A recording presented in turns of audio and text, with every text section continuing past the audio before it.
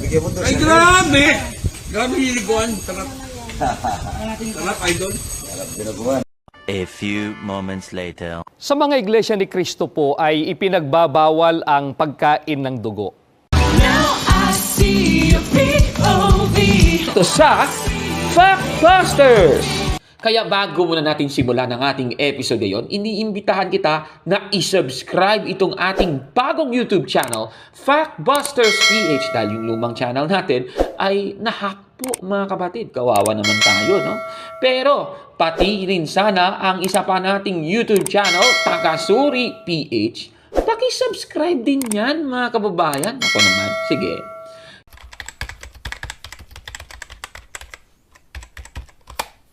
Magandang araw mga kapatid and welcome naman sa isang bagong episode ng Factbusters PH. Babasahin natin ang Kolosas Kapitulo 2, versikulo 16. Ganito po ang ating mababasa. Sino man nga ay huwag humatol sa inyo tungkol sa pagkain o sa pag-inom o tungkol sa kapistahan o bagong buwan o araw ng Sabat. Sa nabasa natin, dapat wag na tayong humatol kung ano yung kinakain natin ayon sa banal na kasulatan. Ang sabi pa nga, sino man nga, ibig sabihin, pati miyembro ni Manalo, pati Katoliko, hindi dapat humatol tungkol sa pagkain, mga kababayan. Yan po ay ayon kay Apostol Pablo. Dapat po ang sino man, hindi talaga dapat humatol kung ano ang dapat kainin o hindi, mga kababayan. At sa ating episode ngayon, may iba pang humahatol sa artistang si Nino Mulak. Ito pong si Nino Mulak ay dating child star at isang aktor, mga kapatid. At alam naman natin na siya po ay miyembro ng Iglesia ni Cristo ni Manalo. May kumakalat kasi sa social media na si Nino Mulak ay nasarapan habang kumakain ng dinuguan sa isang handaan. O eto, panoorin ninyo. Sarap na sarap siya. Ito. Bigyan mo to. Ay, grabe! Grabe hiliguan. Sarap. Sarap, idol. Sarap dinaguan. Ano? Ibang hati. Huwag kalamansi, kalamansi. Grabe ang kamilasan ng diliguan ng... A few moments later. Ito ang pinakamasarap na diliguan na natikman ko buong buhay ko. Yun, sarap po. Ito ang pinakamasarap na diliguan na natikman ko buong buhay ko. Yun, sarap po. Diba? So, masarap siguro yung kanyang kinaing dinuguan. Nagutom tuloy ako. At dahil dito, namanganib si Nino Mulak na matiwalag sa kanyang iglesia, mga kababayan. Alam naman natin na bawal kasi at ikatitiwalag ng miyembro ng Iglesia ni Cristo ni Manalo ang pagkain ng dinuguan. At yan po ang ating mababasa sa Fundamental Beliefs of the Iglesia ni Cristo, Church of Christ, na isinulat ni Eranio Manalo. Sa page 151, ganito po ang ating mababasa. Sa Iglesia ni Cristo, tayo ay ipinagbawalang kainin ang dugo o kainin ang mga pagkain na may dugo bilang sangkap nito. Kung maghahanda o magluluto ng manok, ibon at mga hayop, siguraduhing alisin lahat ang mga dugo nito. Kaya kung ikaw di sumusunod dito, siguradong ititiwalag ka ng mga taga-Iglesia ni Cristo ni Manalo. At sa ating episode ngayon, sasagutin natin itong video ng programa ng Iglesia ni Cristo ni Manalo na may pamagat na ang pagbubunyag, na may title na ang Diyos ang nagbabawal ng pagkain ng dugo, na ang host ay si Dan Omar Libag. Anong paalala niya sa mga miyembro nila sa pagkain ng dinuguan? Eto, panoorin natin. Sa mga iglesia ni Cristo po ay ipinagbabawal ang pagkain ng dugo. Sa mga iglesia ni Cristo po ay ipinagbabawal ang pagkain ng dugo. Sa mga iglesia ni Cristo po ay ipinagbabawal ang pagkain ng dugo. Ayan, so napakinggan natin si Dan Omar Libag. At bawal talaga sa mga taga-Iglesia ni Cristo ni Manalo ang pagkain ng dinuguan. Ngayon, pag-usapan natin ang pagkain ng dugo sa banal na kasulatan. Alam naman natin na bago pa man dumating si Kristo ay ipinagbawal na itong kainin. Actually, pinagbawal ng Diyos kay Noe at sa nakaligtas niyang pamilya sa baha ang pagkain ng dugo. At yan ang mababasa natin sa Henesis Kapitulo 9, versikulo 1 hanggang 4. Ganito po ang mababasa. At binasbasa ng Diyos si Noe at ang kanyang mga anak. At sa kanila'y sinabi, kayo'y magpalana akin at magpakarami at inyong kalatan ang lupa. At ang takot sa inyo at sindak sa inyo ay mapapa sa bawat hayop sa lupa at sa bawat ibon sa himpapawid. Lahat ng umuusat sa lupa at lahat ng isda sa dagat ay ibinibigay sa inyong kamay. Bawat gumagalaw na nabubuhay ay magiging pagkain ninyo. Kaya ng mga sariwang pananim na lahat ay ibinibigay ko sa inyo. Ngunit ang lamang may buhay na siya niyang dugo ay huwag ninyong kakanin. Yan po ang ating nabasa, mga kababayan. Actually, hindi lang po sa panahon ni Noe ito ipinagbawal. Ipinagbawal din ito ng Diyos sa mga Israelita ang pagkain ng dugo. At yan ang mababasa natin sa Levitico Kapitulo 17, versikulo 11. Na ganito naman ang sinasabi. Sapagkat ang buhay ng laman ay nasa dugo, at aking ibinigay sa inyo sa ibabaw ng dambana upang itubos sa inyong mga kaluluwa. Sapagkat ang dugo'y siyang tumutubos dahil sa buhay. Dito po sa ating nabasa, ipinagbawal po sa panahon ni Moises ang pagkain ng dugo, mga kababayan. Kaya ang tanong naman ngayon, ipinagbawal din ba ng Diyos sa panahong Kristiyano ang pagkain ng dugo? Kasi sa panahon ni Moises at sa mga taga-Israelita, ipinagbawal po yan. Siguro para masagot ang tanong, kaya natin munang sagutin ito ni Dan Omar Leibag. Eto, panoorin natin yung sagot niya. Pag-usapan po natin ang tungkol sa dugo. Sino rin po ang nagbabawal ng pagkain ng dugo at kailan pa po ito ipinagbawal? Dito pa rin po sa Genesis, pakinggan po natin ang 9, 1 hanggang 4.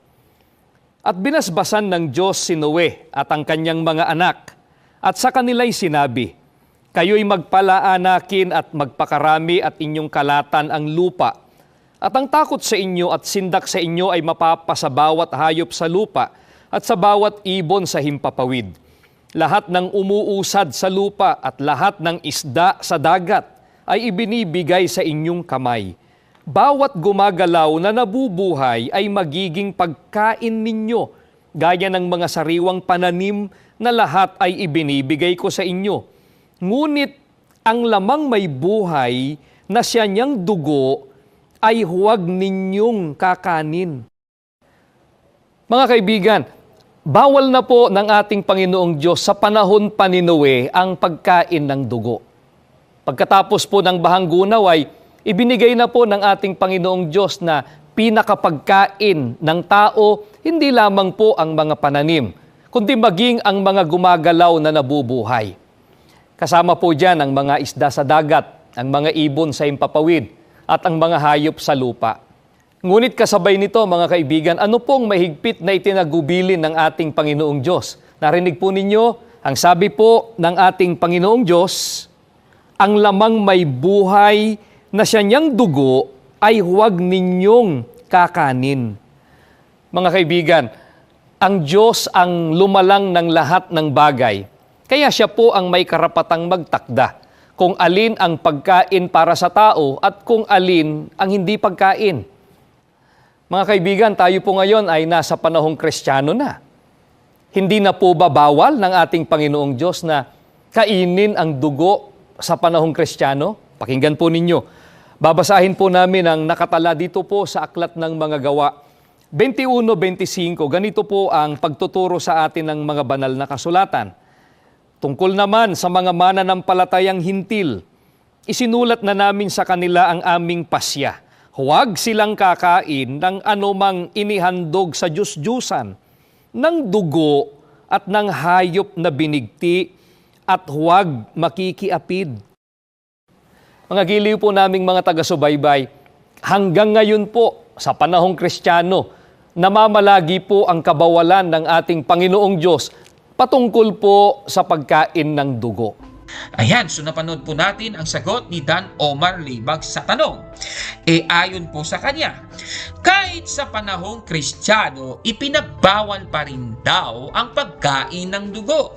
At kinote ang talata, Gawa 21:25 na nakikita nyo sa screen. Tanong, totoo ba ito, mga kababayan? Kasi sabi sa Gawa 21:25, dapat magsiilag daw ang mga Kristiyano sa dugo. Ayan, nakikita nyo sa screen. Actually, mga kapatid, hindi lang po Gawa 21:25 ang ginagamit ng mga naninira sa Katoliko regarding sa pagkain ng dinuguan. At yung ginagamit pa nila, Gawa 15:20. Nakikita nyo sa screen.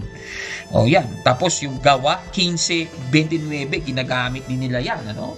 So yan po. So itong mga talatang ito, Gawa 15:20, Gawa 15:29, Gawa 21:25, yan ang ginagamit nilang mga talata para sabihin, hindi pa rin pwedeng kainin ang dugo sa panahong Kristiyano. O yan ang kanilang ginagamit. Siguro para talagang mahimay-himay natin ng husto, ay tignan ninyo ito mga kapatid. Sa Gawa 21:25, ang sabi dito, pinagpayuhang sila'y magsiilag sa dugo. O yan ang sabi. Yan talaga ang sinasabi. Doon naman sa Gawa 15:20, ang sabi doon, sila'y magsilayo sa dugo. O yan ang sabi naman sa Gawa 15:20, mga kababayan. O yan ang sinasabi. Doon naman sa Gawa 15:29, ang sabi na kayo'y magsiilag sa dugo. O yan ang sinasabi, mga kababayan. Ano ba ang pinapahiwatig nung tatlong talatang ito? Hindi naman sinabi dyan na dapat huwag kumain ng dugo. Wala namang ganon. Ang sabi, magsilayo sa dugo o magsiilag sa dugo. Yan ang sabi. General, hindi specific, na bawal kainin ang dugo. General po na sinasabi, dapat na magsiilag sa dugo. Dapat magsilayo sa dugo. Kung hayaan natin ang mga talatang ito lang ang magsalita, ibig sabihin nito, mga kapatid, dapat lumayo sa dugo. Kasi nga, magsiilag sa dugo, magsilayo sa dugo. Yun ang sabi sa talata. Lumalabas, pati nga yung blood transfusion, bawal din pala. Kasi nga, dapat ilalayo mo raw yung sarili mo sa dugo. Diba kung magpapa-blood transfusion ka, lumalapit ka sa dugo? Nako naman, grabe naman.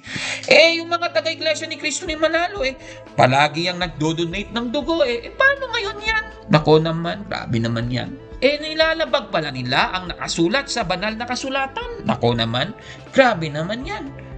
Ngunit, paano ba natin uunawain ang mga nasabing talatang ito? Ano ba ang pagkakaunawa dito? Bawal bang kainin ang dugo base sa mga talatang ito? Ang iyong mga kinakain ba ay may kinalaman sa ating katayuan sa Diyos bilang mga Kristiyano? Biblia po ang ating pasagutin sa tanong.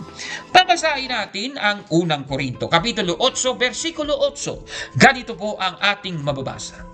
Ang pagkain ay walang kinalaman sa katayuan natin sa harap ng Diyos. Klarong-klaro po ng ating nabasa. Wala pong kinalaman ang pagkain ng dinuguan sa katayuan natin sa harap ng Diyos. Klarong-klaro po ang sabi ni Apostol Pablo, mga kababayan. Katunayan nga, sa Gawa 15:29, tingnan ninyo may sinasabi doon na kayo'y magsiilag sa mga bagay na inihain sa mga Diyos-Diyosan. Ibig sabihin, yung mga pagkain at iba pang bagay na inihain sa mga Diyos-Diyosan, dapat tayong lumayo. Pero merong sinasabi si Apostol Pablo tungkol dyan. Babasahin natin ang unang Korinto 8:7 hanggang 8. Ganito po ang sabi doon. Subalit hindi lahat ay nakakaalam nito. May mga taong nasanay na sa pagsamba sa mga Diyos-Diyosan noong una. Kaya't hanggang ngayon, kapag kumakain sila ng ganoong pagkain, inaakala pa rin nila na iyon ay handog sa Diyos-Diyosan. Dahil mahina ang kanilang budhi, ang akala nila ay nagkakasala sila kapag kumain sila niyon. Ang pagkain ay walang kinalaman sa katayuan natin sa harap ng Diyos. Walang mawawala sa atin kung hindi tayo kumain ng ganoong pagkain. At wala ring kabutihang maidudulot sa atin kung kumain man tayo niyan. Klarong-klaro po ng ating nabasa. Ibig sabihin, kung sa Gawa 15:29 nga, yung pagsiilag sa mga bagay na inihain sa Diyos-Diyos, kagaya ng mga pagkain, hindi po sakto saklaw yung pagkain mismo, nakakainin mo yon, paano pa kaya yung dugo, mga kababayan? Naku naman, uulitin ko po, ang pagkain ay walang kinalaman sa katayuan natin sa harap ng Diyos. Mga kababayan, klaro-klaro po ng sinabi ni Apostol Pablo. Ibig sabihin, ang mga binasa sa mga aklat ng gawa ay hindi po talaga tumutukoy sa pagkain dahil wala itong kinalaman talaga. Naku naman. Katunayan nga, nilinis na nga ni Kristo ang lahat ng mga pagkain. At yan ay mababasa sa Marcos Kapitulo 7, versikulo 18 hanggang 19. Ganito po ang mababasa. Hindi ba ninyo alam na hindi nagiging marumi ang isang tao dahil sa pagkain ipinapasok niya sa kanyang bibig? Sapagkat hindi naman iyon pumapasok sa kanyang puso, kundi sa tiyan. At pagkatapos ay idinudumi. Sa ganitong paraan ay ipinahayag ni Jesus na ang lahat ng pagkain ay maaaring kainin. Klaro-klaro po. Nang pahayag na ito ng ating Panginoong Jesucristo, ipinahayag na po ni Jesus na ang lahat ng pagkain ay maaaring kainin. Kaya nga hindi nasaklaw ng pagkain ang pag-ilag sa mga inihain sa Diyos-Diyosan, pati sa dugo, mga kababayan. Naku naman, klarong-klaro po. Kaya base po sa mga nakasulat sa Biblia, pwede pa rin kumain ng dinuguan ang miyembro ni Manalo na si Ninyong Mulak dahil wala itong kinalaman sa kanyang katayuan sa harapan ng Diyos. Unang Korinto 8:8. Mga kababayan, kahit nga ang ilang Bible scholars ay nagsasabi na hindi pagkain ng dinuguan ang tinutukoy sa Gawa 15:20, Gawa 15:29 at Gawa 20:25. Halimbawa, ang isinulat ni John Hill, Hill's Exposition of the Entire Bible sa Acts chapter 15 verse 20. Ganito yung kanyang komentaryo. Ililiwat ko na sa Tagalog. Mayroong ilang mga batas tungkol sa pagkain ng dugo at ang mga ito ay magkakaiba at dapat itong maingat na pag-iba-ibahin. Ang una ay nasa Henesis 9:4. Ngunit ang laman na may buhay nito ay siyang dugo nito ay huwag ninyong kakainin. Na nagbabawal sa pagkain ng laman na may dugo. Ngunit hindi ang pagkain ng laman ng hiwalay o ang pagkain ng dugo ng hiwalay. Basta't ito ay maayos na inihanda at niluto. Kundi ang pagkain ng mga ito ng sabay-sabay nang walang anumang paghahanda. At sabi pa nga sa aklat, ang batas na ito, yung tinutukoy sa Gawa 15:20, ay walang kinalaman sa pagkain ng dugo sa simpleng pagtingin at hindi nito pinagbawalan ang pagkain ito ng hiwalay. Gaya ng hindi nito pinagbawalan ang pagkain ng laman ng hiwalay.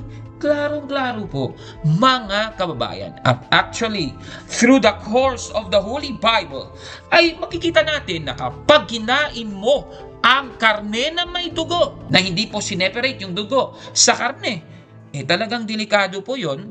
Kagaya ng mga Israelita na yan yung ginagawa noon. At yan ang mababasa natin sa Ezekiel Kapitulo 33, versikulo 24 hanggang 25 na ganito ang sabi. Ezekiel, anak ng tao, sinasabi ng mga naninirahan sa wasak na lungsod ng Israel na nag-iisa si Abraham nang ibigay sa kanya ang lupaing ito. Ngayong marami na sila ay kanila na ang lupaing iyon. Sabihin mong ipinapasabi ko, kumain kayo ng karneng may dugo, sumamba sa mga Diyos-Diyosan at pumatay ng tao. Sa kabila ba nito'y inaasahan pa ninyong mapapasa inyo ang lupaing ito? Di klaro naman ang ating nabasa. Di po nakamit ng mga Israelita ang lupaing pangako dahil kumakain sila ng karneng may dugo. Klarong-klaro po ng ating nabasa.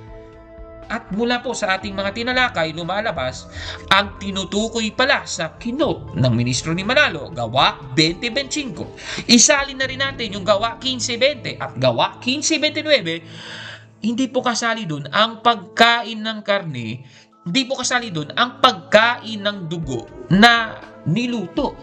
ibig sabihin, yung tinutukoy doon, yung pagkain ng karne na may dugo o yung dugo na hindi po niluto, mga kababayan. Kaya itong pahayag ng ministro ni Manalo na si Dan Omar Leyva.